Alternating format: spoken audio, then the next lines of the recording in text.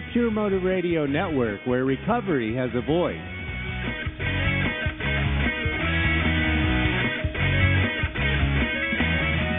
Hello, ladies and gentlemen. It's Monday night, and you know what time that is. It's time for Marti MacGibbon's Kickass Personal Transformation.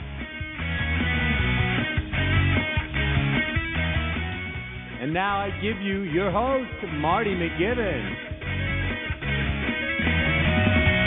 Hey, hello, people. You're in for a treat tonight because we've got Doug Starks, comedian extraordinaire and all-around talented entertainer.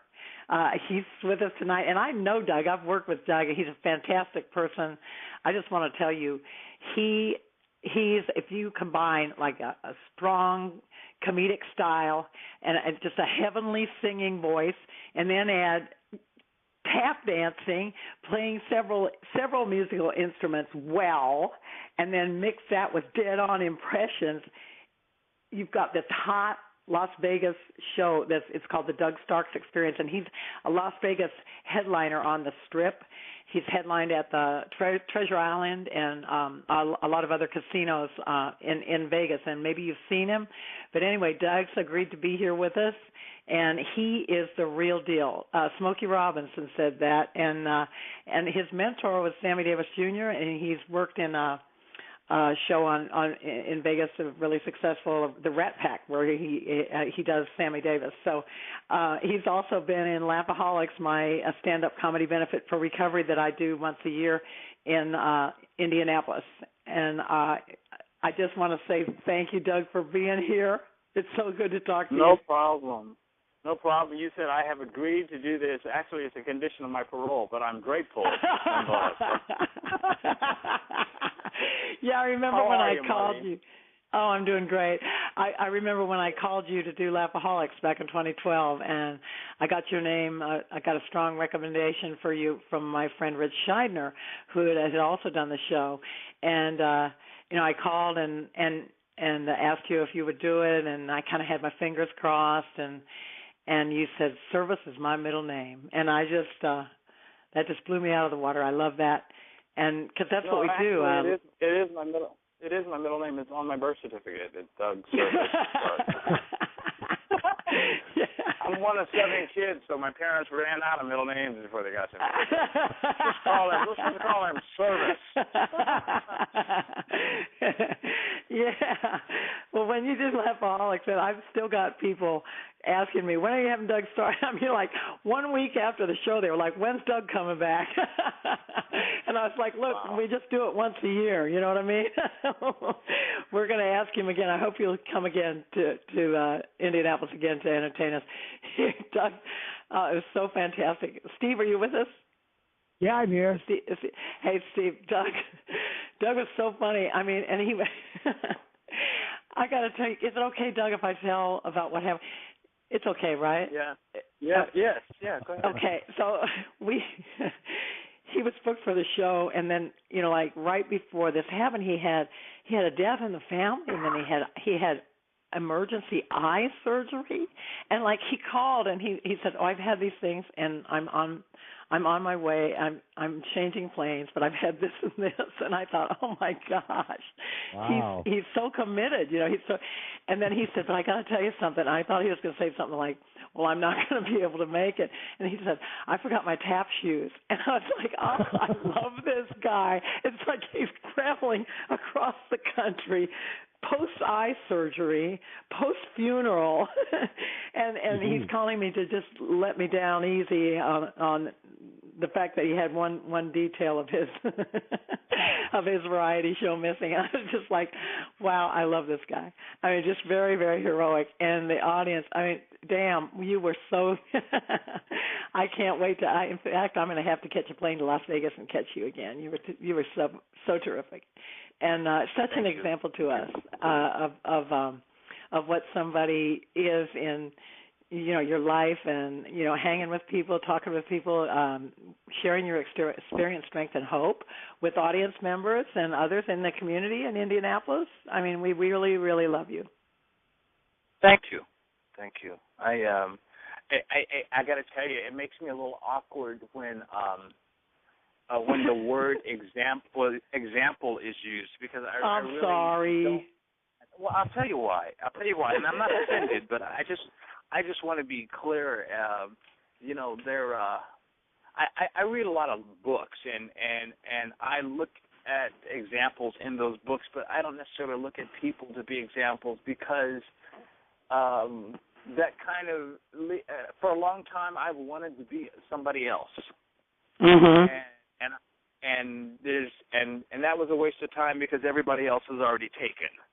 Yeah. So I'm really trying to find the best me I can be in the day that I'm in, and there's no example, because I'm not going to be done until I'm done. So I'm just having fun being me. Yeah. Amen, brother. Yeah. Yeah. I think that's what the process that we're all going through, especially in recovery or coming back from something and rebuilding, going through the process of personal transformation. It's just to find out who we are and stay in touch with that. And I run up against that myself. I have to rein myself back in and remember, oh, wait, I don't have to be like, they're doing what they're doing. No sweat. I don't have to compare. I do what I do, and I'm best when I just do what I do. And when I'm with myself, that's when I'm on. But if I start tripping, then I move away from.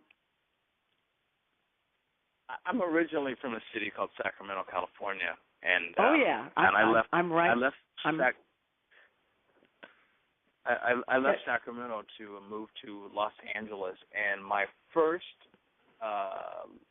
where I first lived in Los Angeles was an area called East LA, and I was one of very few African Americans in East LA, and I thought the thing to do was to get a Pendleton shirt, a ski cap, and dress up as if I were Hispanic and try to pass for Hispanic. That's how far off the mark I can get when I'm trying to be somebody else. It was such a trick, because I was trying to fit in, and I don't speak any Spanish. Oh, I take that back. I know one phrase. I know one phrase in Spanish, and that phrase is "I know, huh?" And that's it. That's all I know. I know, huh? So you're down there on the street corner. I know, huh? It would have been so much easier just to be me. Yeah, but, right. Yeah, but that's great. So what do you got going on right now? Is there anything you want to tell us about? Well, right now I'm in a show called the Broadway Rat Pack, and it is at the Four Queens Hotel Casino in Las Vegas. We run Tuesday through Saturday, 2 shows, 4 o'clock and at 9 p.m. And I'm there most of the time, 5 days a week, with the exception of like maybe every 6 weeks I'll leave the show, and I still tour doing my one-man show all over the world. I just got back from South America. I was in Chile, actually. I was in Santiago and Punta Arenas, Chile, performing, and it's always a good time. But so that's what I got going on. I'm very blessed to be able to do what I love doing for a living, and one of my personal things is that it's really easy as an entertainer to get wrapped up in your own press and think that you're all that. And trust me, I pray every day that God makes me strong. Not that I'll be better or worse than anybody else, but that I'll be humbly prepared to face my greatest enemy, which is me and my ego. So when I decided to do this show, I decided that I would take on this job and use this job so I could benefit my community. And our show is hosting a contest called the Young Pack, which involves middle schools in the Las Vegas area, in the whole school district, where they get to create their own rat pack, and they get to compete amongst their peers to win $1,000, a dinner at a real exclusive restaurant here in Las Vegas, and a chance to perform with us live on stage. And we're also creating an endowment where we want to contribute at least $10,000 to the home school of the winners, so they can have that money go into their arts program, because I really believe that whatever the creative arts or expressions are, that's a necessary part of our education process, because it allows kids to access something authentic about themselves, which can help them avoid some of the pitfalls in life that I wasn't fortunate enough to avoid. I don't regret them today because it's part of who I am, but if someone can get a hold of being authentic and finding healthy ways to exercise positive energy, I don't think that there's any wrong in doing that. We spend like over $50,000 a year housing inmates. And if I can donate $10,000 to a school through this process, through this contest and other community members, and we can affect 2 lives, then even in terms of economics, we're way ahead of the game. Way ahead. Yeah. Oh, that's beautiful. I love hearing that, because when they move arts out of the school, they take a big chunk out of education, like you said. It's part of the whole learning experience, and they can't just get lost in test scores. And I mean, I don't know. Bravo. I'm so glad you got that program. I'm sure it's going to be a big success. I think it's interesting, though, as a comedian, you're talking about an art form. I do believe it is an art form, but I've never really heard somebody say that before. That's very interesting. No. Comedy is an art. It is. Yeah, it is. I enjoy watching. I enjoy watching comedy. I enjoy watching people who do it really well. Some of my favorite comedians, of course, are some of the icons like Richard Pryor. One of my favorite me comedians. too. Bill Cosby. There's a guy who's around right now. His name is Carl LeBove. He's one of the funniest guys I've ever seen in my life. Paul Mooney. Oh, God, George I love Carlin. him. I love Paul Mooney. George Carlin. George Kirby. Dave Tyree. Another very funny guy. And Alonzo Bowden is one of my favorite. Alonzo's he's done Laughaholics with us. Yeah, Alonzo's great. Funny. I know Alonzo. I've worked with him. He's terrific. Yeah. There's some great comedians out there. You're right, and it is an art form, because it does. I think with art, something is art if it's hitting a nerve. Like I mean, if people respond in some way, either. And some of the great comedians, they're people either love them or hate them. I've seen some of the. I started doing comedy a long time ago, and then I got in the golden era, and then I got strung out and missed some years, and then went back to it. But when I started out, I saw Bill Hicks and Sam Kinison and a lot of the people. I didn't get to see prior, but I mean I saw some of the greats, Billy Crystal, and people who were when they were starting out. I could hang out in the Comedy Store or the Improv and see them work. And some of those guys, they'll walk a crowd, like, but I think sometimes, or a part of the crowd will walk, but that's kind of what art is, isn't it? It's like sometimes people react really strongly either way, either positively or negatively. And that happens with painting and theater and literature and all kinds of things. Yeah. Right? It happens. It happens with anything that's true.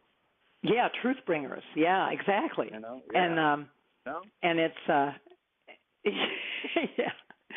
yeah. Oh, so now when did you? It took Columbus a couple of tries to get financing, to do his exploration. And he ended up in debtor's prison too. He's like, he did kind of a Trump thing, I guess. He went financed, and Columbus. That's a strange thing for you to pull out of your sleeve. For an example. I mean, whatever. Yeah. He got financing, and then he brought disease and smallpox and everything to a whole continent of people and wiped out a lot of people. Yeah, right.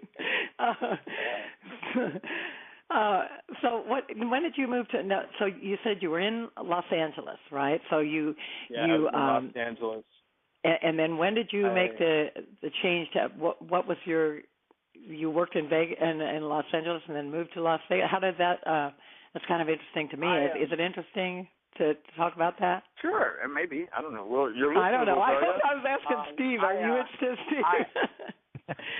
You have questions? Moved to Los Angeles. I moved to Los Angeles to get into stand-up comedy. I lived in Sacramento, California, and I remember one weekend, me and one of my friends, we drove to L.A. And it was a 3-day weekend, and on Monday night, I went up to the Comedy Store to do an open mic. And the manager of the Comedy Store told me, he said, do you live here in Los Angeles? And I go, no. And he goes, too bad. He says, because the owner's not here this Monday, but if she were here, I'm sure she'd like you and want you to be a regular here at the Comedy Store. So I left that night. I drove home. The next day when I got to my job, I quit my job.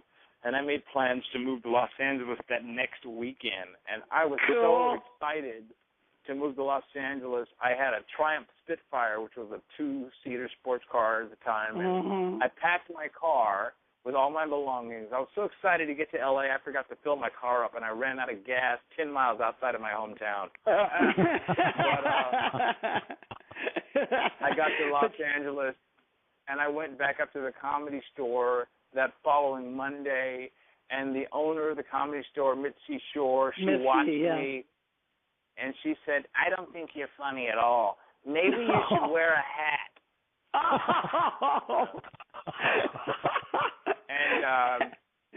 And for the next 2 years, I did not touch a stage. I got various jobs, security guards, retail stores, grocery stores, and then I ended up getting a job at a pizza restaurant called Lamppost Pizza in West Covina, and they had a banquet room that they never used, and it held about 200 people. And I asked the guy, I said, hey, what's your weakest night of the week for business? And he said Thursday night. And I go, let's try this. If I can make your weakest night your strongest night, would you be willing to continue whatever program I come up with? And he goes, yeah. So he gave me a budget, and I started booking comics in that banquet room, and it became a hit. And I booked a guy who I had worked with in my hometown because I won a contest, and I got to open up for Bob Saget. I booked Bob Saget. Yeah. He was the first act that played in that room, and it took off. And Bob got a chance to work with me again, and we started developing a friendship. And Bob helped me get on the road in some stand-up comedy clubs that he was headlining in. He would ask for me to be his opening act, and that's how I started working in clubs. And I did that for about a couple of years from I don't even want to go there, but I did that for a couple of years. Yeah, don't even say, But and then so I worked comedy clubs for like 2 years, and then I had a guy who owned a concert venue in Southern California called the Coach House call me and ask me if I was available to do an opening to open up for a concert that evening because the artist chosen open act wasn't going to be able to be there, and it was Natalie Cole, and that was a big change for me because Natalie's show actually started late because while she was, instead of getting dressed, she was watching my show, and she asked me that night, she goes, how would you like to be my opening act, like, you know, have this be your job? And I said, yeah. Cool. I thought I was never going to hear from her again, and so I got to open up it took me out of comedy clubs to opening up for recording artists in theaters and arenas and stuff. Headlining, yeah, right, big time. And Natalie helped me get jobs working with people like Whitney Houston, Julio Iglesias, all of that came about as a result of working with her, and it was a great experience. Yeah, I saw in your bio that you got to work. You shared the stage with Ray Charles too. I thought that was really terrific, legendary. What a wonderful thing. There's a powerful message in what you just said, and I think that people forget it sometimes, and that is that when you get rejected or turned down, you could always start your own. That's what you did. Exactly. Yeah.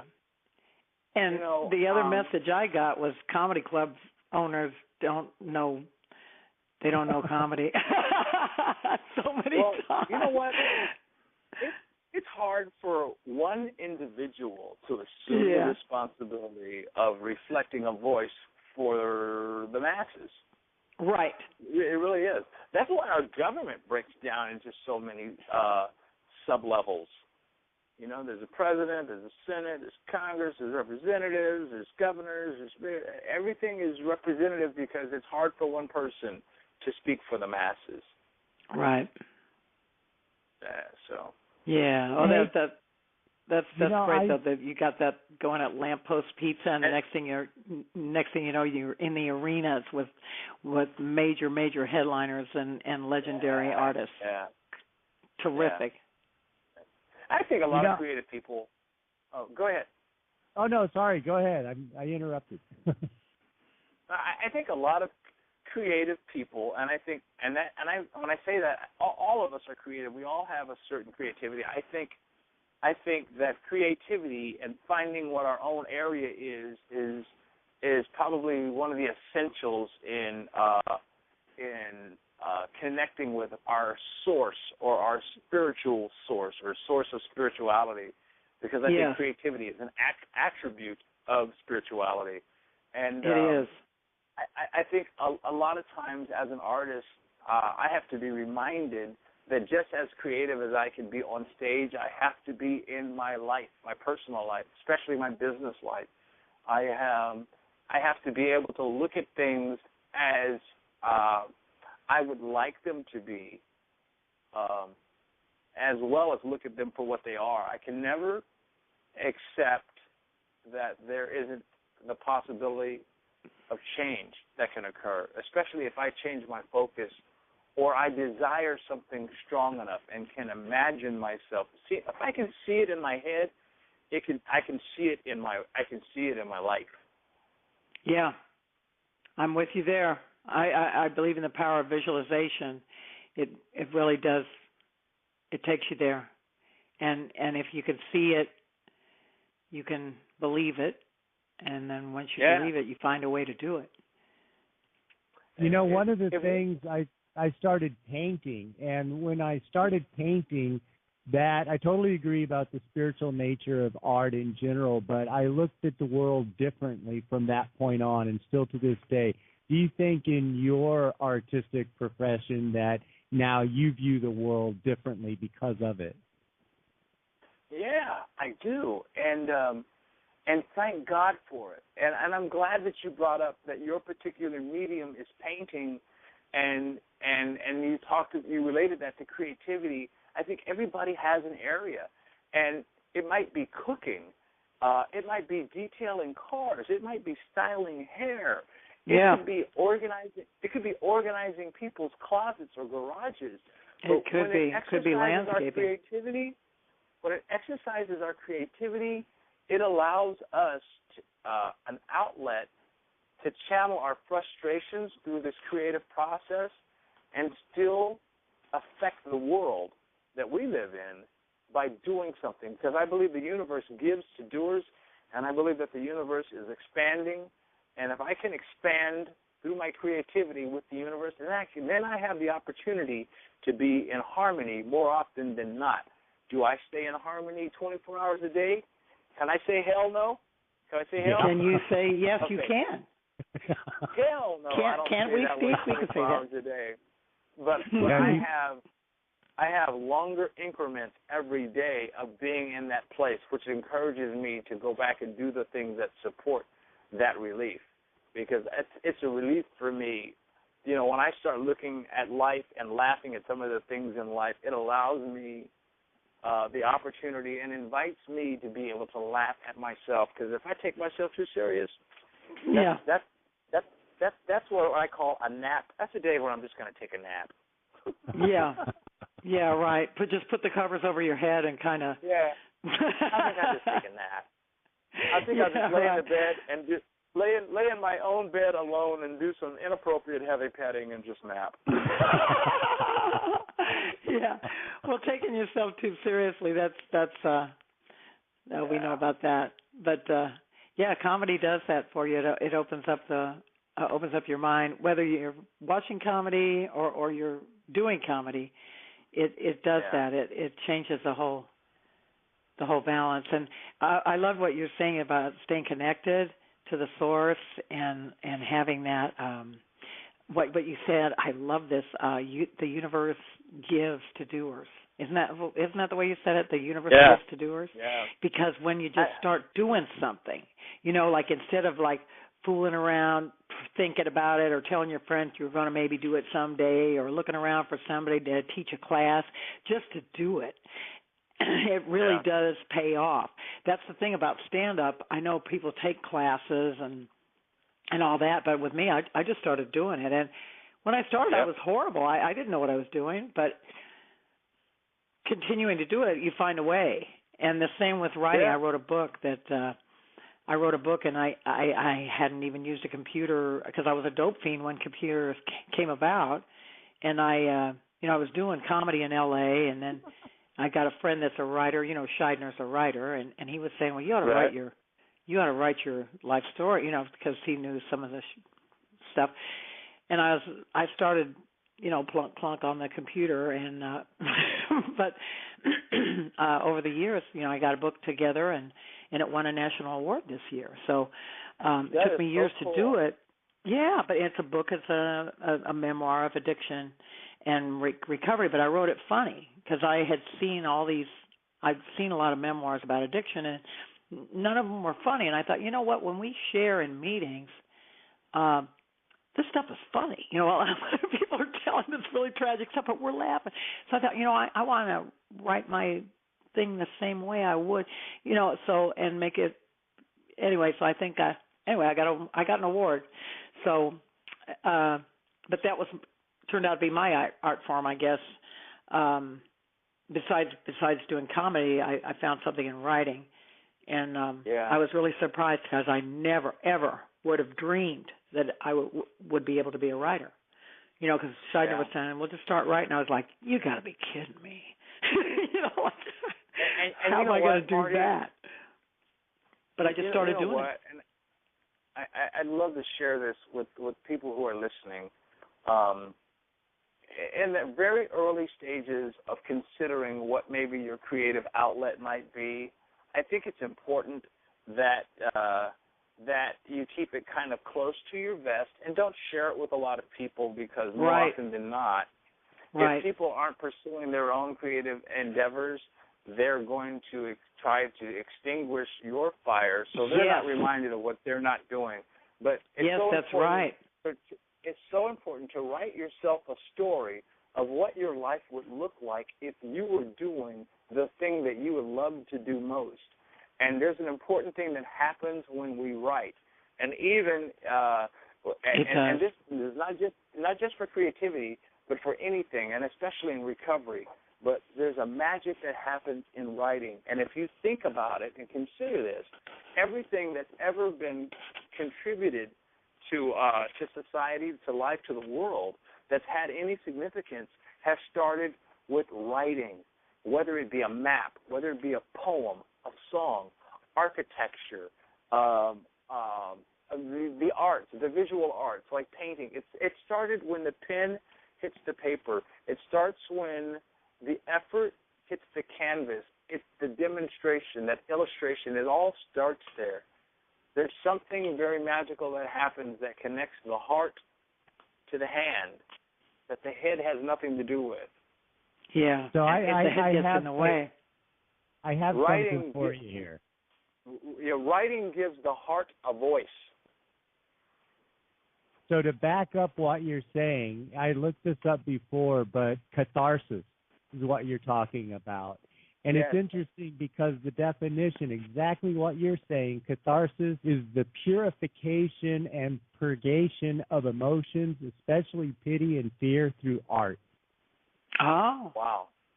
Wow. I never knew that. Yeah, it's amazing. And it's exactly what you're saying. I'm going to have to start using that word, even though I can't spell it. But catharsis?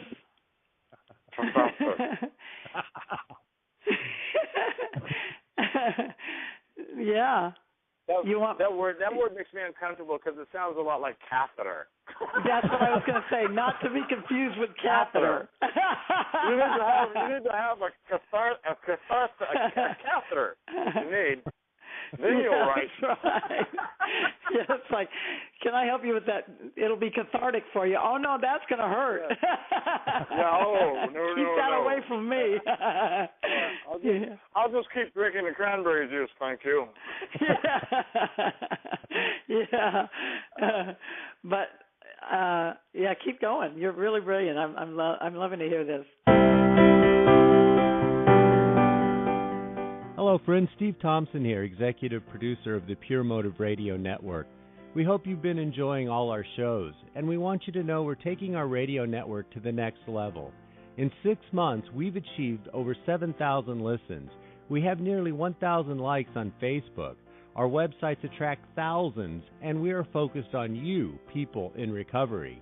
We want to get the word out about your product or service that you offer to the recovery community.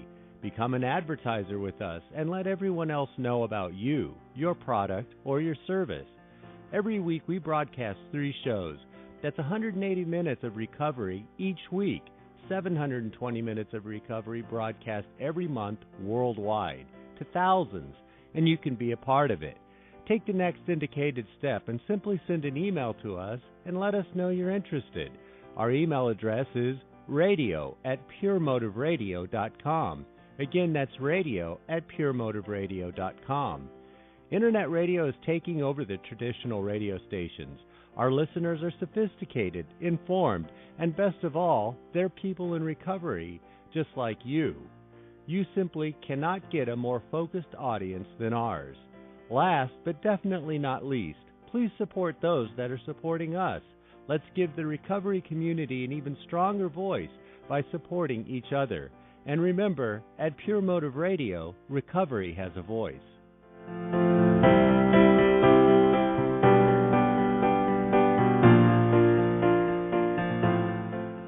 I love that, though. The universe gives to doers. I love that. The universe gives to doers. It's like action. It's an action plan. Recovery as a plan of action. And action will create motivation, and then the motivation in turn will create more action, positive action, and there's a cycle then that gets going, and you have pretty soon you've got an internal combustion engine of joy and recovery. You just keep doing it. And you know what? It's like there is a program of recovery that I'm sure we're all familiar with, and in the early days of this program, they didn't call it a program; they called it a movement. And their view was not to get people into the movement, but to get the movement into the people. That's why it's a spiritual plan of action, and it's basically in its purest form, it's spiritual, but it's also reinforced by the law of physics. It's movement. If you think about it, and you're watching a lake, and it's glass clear. I mean, glass still. It's just still, like water is still, and it's just reflecting like a mirror. From wherever you are, if you were to toss a stone into that water, you create movement, and it responds. And one of the immediate responses is going to be a ripple effect coming back towards you from wherever you are. However slight it is, when it reaches you, it's coming back towards you. It's physics. It's scientific, beautiful, spiritual. It's all the same thing. It's just like breathing. The act of breathing, no matter how hard you breathe out, it's got to come. You've got to take it back in. Life's the same way. That's why I try to be very careful about the things that I say, because I give life. I give life to everything I put out in the universe. I believe that the power of life, death, happiness, wellness are given to the power that is given to our tongue, man. We can speak so many things into being. We really can, you know. Yeah. I know I can talk myself into a lot of things, you know, and I don't want to dwell on my first marriage, but you know, so I did that last night. I know what you mean. Last night I got really tired, and I started saying a bunch of negative stuff, and I went to sleep, and I got up today, and I was like, I know better than that. You know, what I do sometimes if I catch it is, I went to sleep because I was like, I got to shut up. I got to go to sleep and stop this, because I was starting to, you know, I'm going to hear that stuff, and then I might convince myself, and that's not really, that's not my truth, you know. So, but sometimes I will catch myself if I say anything that's a negative affirmation, and I'll just say cancel, cancel, cancel. And I hope that works, to be able to cancel it, because I don't want my mind to hear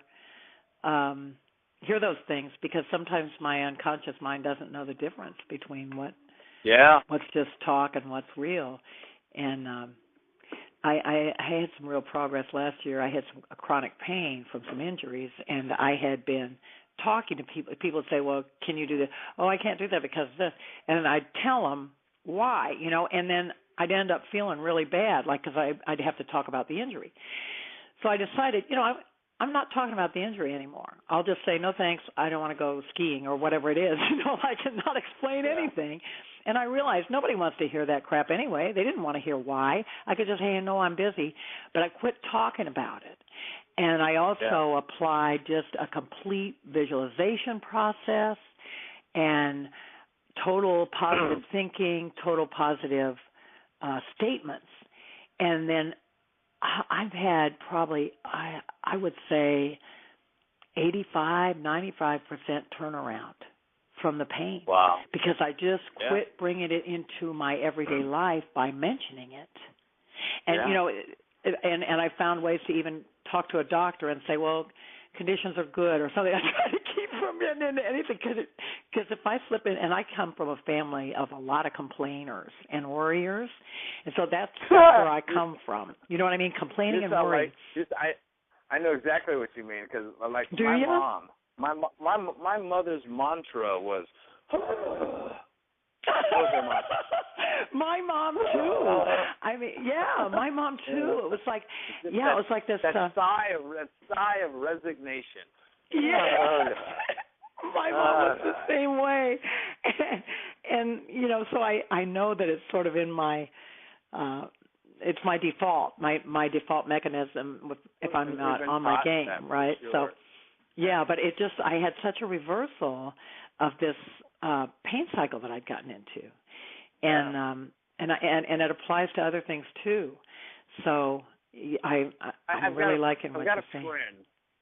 I've got a friend, and he is one of my best friends, and also a guy that I call my spiritual advisor. And his name is Marti Murphy, and he wrote a book called The Mind Whisperer, and it's breaking the cycle of ego slavery, because it's my ego. My ego is what separates me from everything that source energy, the universe, God, whatever you want to call it, has for me. It's my ego. And then my ego has this other dark side where it condemns me for listening to it. But it convinces me to listen to it, and then condemns me for doing it. But he wrote this book about breaking the cycle of ego slavery. It's and how to resolve a lot of unresolved pains, and whether they be emotional, physical, whatever. Just we don't have to live with all these unresolved issues, and how we can take the emotional charge out of that issue, which usually dictates the story, and just deal with the energy and turn the energy into whatever we want it to be, and focus it towards other things in our life that we desire. And hopefully for me, that continues to be wellness, and not just physical wellness, but emotional sobriety, physical sobriety, spiritual sobriety, that allows me the benefit of what I lost, which was the power of choice. When I have the power of choice, I can choose to align myself or side myself with the rhythm of the universe and flow with it and stop swimming upstream, because I don't know why, I've never been a good swimmer, but I've always chose to swim upstream. So you couple a poor swimming ability with swimming upstream, and you wonder, why isn't my life turning out right? Why am I always out of breath? Yeah. Right. Why am I being washed downstream? Yeah. I'm tired of hitting my head against the rocks. And it's like, well, just swim downstream. I can't do that. You don't even get a spawn. Yeah. Check out that book if you have a chance. It's called The Mind Whisperer. I just looked it up. Book. It's on Amazon. I'm ordering it. Yeah. Yeah, it's a wonderful book. Yeah, it looks. Yeah, I'm definitely getting it. And you also mentioned the other book before the program started when we were speaking briefly over the phone. There was the other book. I'm going to look at that too. The Back to Basics. So those are two books recommended by Doug Starks. And Back to Basics. Mm-hmm. Excellent. If I had a top 5 book list, they would be these. They would be a book called Alcoholics Anonymous. Yeah. It would be a book called The Mind Whisperer. It would be a book by Emmett Fox.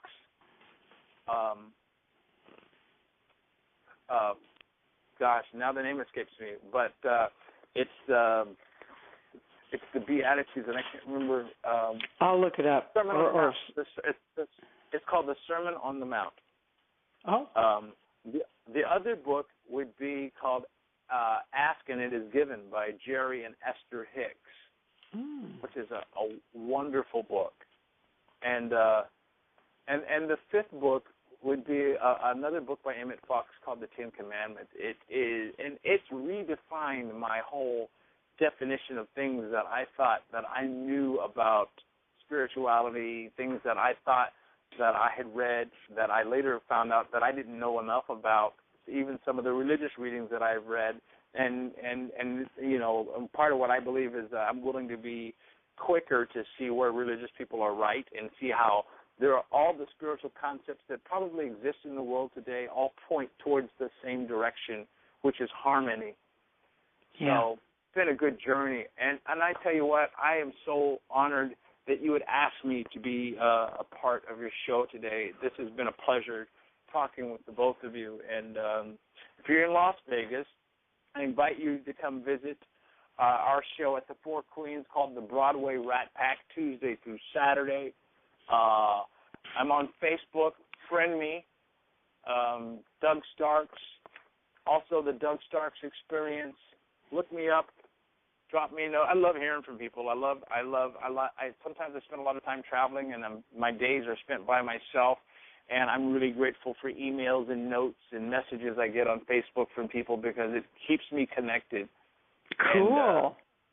And, I think it was Einstein who said, and I paraphrase, the greatest misconception of modern man is that there is more than one of us here. We're all connected. And we're all connected. I really appreciate the opportunity to connect with you two and your listeners today. It's been really cool. Thank you for having me. Well, great. That's one of our.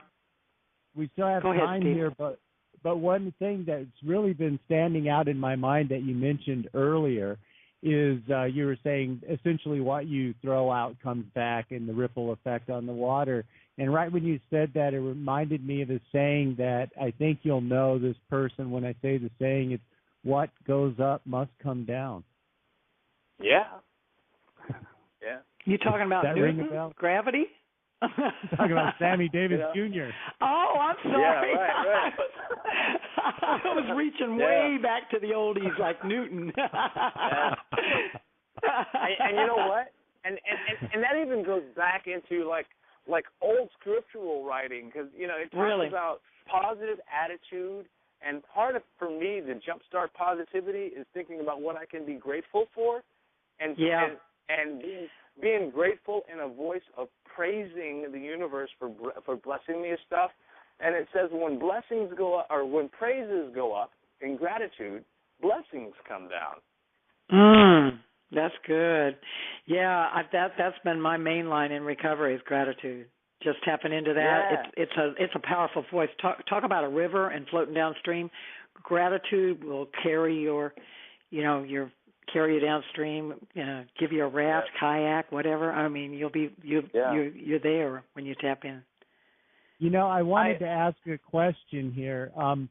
I think two things are very powerful in communication and persuasion, and one is analogies, and the other is comedy. And I really believe that comedy is an excellent defense and a communication mechanism. Do you agree? Oh yeah. Oh, I think it's the best. I was never a model student because I had trouble retaining information. But I can tell you of jokes that I remember from second grade, and I can't tell you some of the educational material that I was told. And I'm even embarrassed to say this, but some of those jokes I heard in second grade are still in my act. But yeah. And comedy is a good way. Humor is a good way to anchor. Information. Humor is a tool far beyond. I think it's deeper than what we recognize it to be, because the origin of the word humor comes from. It means that it's being grounded, meaning connected to the earth. It means coming from a place of being level or level-headed or just grounded. And humility comes from that same origin. Humor comes from that same origin. Humanity comes from that same origin, because we're all connected to the earth and to each other. We're all the same. So there's nothing to fight. There's nothing to prove. There's no one to be. There's no lectures to be endured about how you should be or who you should be. There's no one to compete with. Yeah. We're all the same.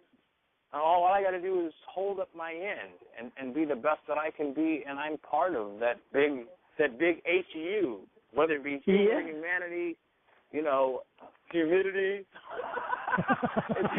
all the same. Humidity. That's right.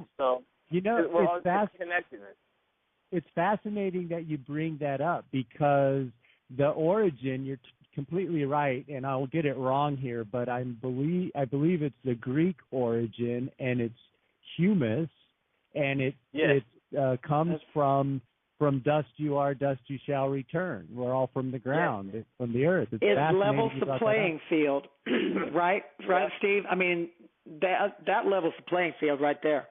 I mean, we all came from the same place. We're all going to the same place, and we're all connected on the way. Right? Exactly. If we stay connected and if we stay grounded, our parents will take care of us. And our parents are Mother Earth and Father Time. If we stay connected and stay grounded, we'll always be in the safety of our parents. And quit arguing over who's a bigger dust particle. Yeah, that's true too. Talk about some vanity, trying to figure out what kind of which speck in the universe is more important. That's the ego. Am I right? Yep, it is. Wow, I'm really inspired by what you shared with us, Doug. Very inspired. Thank you. And Steve, I'm inspired by what you shared too. I thank you guys for having me. I hate to cut this short, but I do have to run. But this has been so cool. Excellent. Thank you so much. It was awesome. Thank you very much, Doug. Oh, you're very welcome. You're very welcome. And you mentioned that there are people that were in Indianapolis that were asking about me. I'm very flattered. I'd love to be out there anytime I can. And we'll get you back. I'm available. So, I want to get you back. Maybe next year. All right, let me know. Just let me know. Yeah. That'd be fantastic. All right, you guys. All right, thank you for having me on. Thank you. Oh, you're welcome, Doug. Thank you. Okay. Bye-bye. Bye-bye.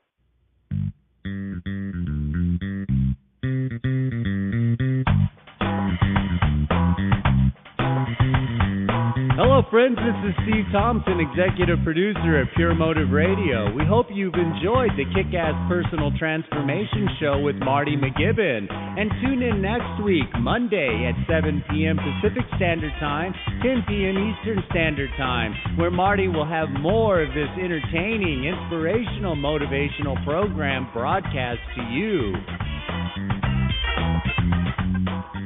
Kickass Personal Transformation is brought to you by the Pure Motive Radio Network. Hey, check out our website. Simply go to www.puremotiveinc.com. Again, that's puremotiveinc.com. We're also on Facebook. Simply look for Pure Motive Radio and like us because we like you.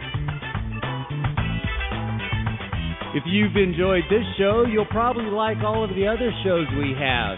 Tune in on Tuesday nights at 8 p.m. Pacific Standard Time, 11 p.m. Eastern Standard Time for the One-Upper Show, where callers call in with their best stories to one-up each other. Then on Wednesdays, we have the Serenity Sisters Show. They cover all the issues women face in sobriety. It's time to put on your big girl panties. Tune in with the Serenity Sisters Wednesday night at 7 p.m. Pacific Standard Time, 10 p.m. Eastern Standard Time.